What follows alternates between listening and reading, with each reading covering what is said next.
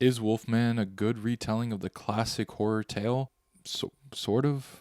Hey, there's Cinephiles. Today I'm reviewing Wolfman, directed by Lee Winnell, who remade The Invisible Man back in 2020. This is yet another modern take on a classic Universal monster, so much so that it's an extreme deviation from the original, just like The Invisible Man. Now, what this movie does have going for it are some pretty good performances from the main cast, specifically Christopher Abbott and Matilda Firth. Getting into Christopher Abbott's performance, he does a great job at giving a sympathetic performance, especially as the movie goes along and his character does change a bit, even if the arc of his character isn't as well written as one would hope. But for how he's able to portray emotions, especially when he's in prosthetic form, it's pretty impressive, and it does give a saving grace to this film. However, for as good as his performance is, there is the issue with the overall story and arc of the film. Choosing to tell the story in an isolated sense where it's basically just three characters, at least true characters, kind of deprives this film from being much more than what feels like a modern day Twilight Zone episode. That combined with the way too grounded werewolf look and lore, it just leaves this film a little lacking. The design choice for the Wolfman isn't inherently bad. I think it's a great monster design. However, when you're looking at it as a werewolf, that's where I struggle to like the design really at all. And that's genuinely only because it's supposed to be a werewolf. It's far too man looking for me. And if you were to show me or anyone what that creature is supposed to be, just looking at a photo of it without knowing what it's attached to, I don't know if most people would guess werewolf from that, and to me that's an issue. I do like that there is this inherent tragedy because the idea of a werewolf is just really sad. So to keep in true with that idea of making the Wolfman a tragic character, I do appreciate that at the very least. However, this film is ultimately pretty disappointing. It's not a bad movie. I wouldn't necessarily call it good and say it's worth going out your way to watch it. If you had free time to watch a matinee, then I think this is worth watching, at least if you're interested enough. But if you're on the fence for seeing this movie, I don't know if I'd say it's really worth it to you. This unfortunately is just one of those movies that is just, there isn't too much to say. I mean, I can say that the makeup and prosthetics are really cool, and there are some great shots in this, and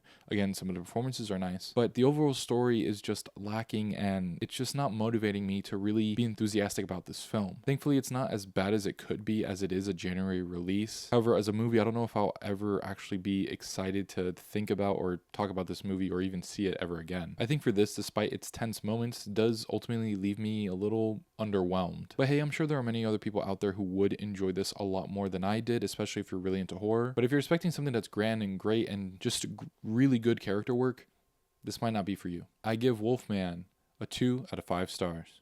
Again, this movie isn't inherently bad, but it's also just not anything I would call great. I do struggle to really say go out and watch this as soon as you can, but if you're interested, go and check it out. You might like it more than me, and if you're not interested, then you probably won't like it at all. But alright, those are my thoughts on Wolfman. Be sure to let me know what you think of it down in the comments below. As always, thank you guys for liking, commenting, and subscribing. Be sure to stay tuned for more Yeti Films content, and I'll catch you later.